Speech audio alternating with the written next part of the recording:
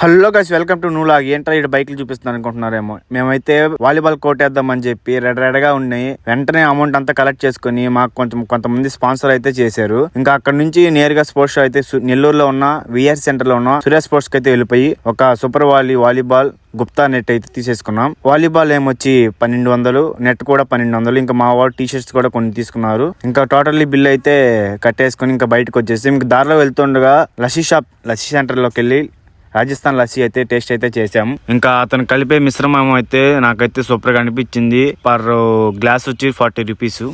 ఆ స్వచ్ఛమైన పెరుగు ఆ బిందులో వేసి అందులో కొంచెం చక్కెర వేసి కొంచెం ఐస్ వేసి మిక్స్ చేసిన తర్వాత గ్లాసులో పోసి పైన మేగడ వేసిన తర్వాత టేస్ట్ చూస్తే మాత్రం ఎక్సలెంట్ గా ఉంది.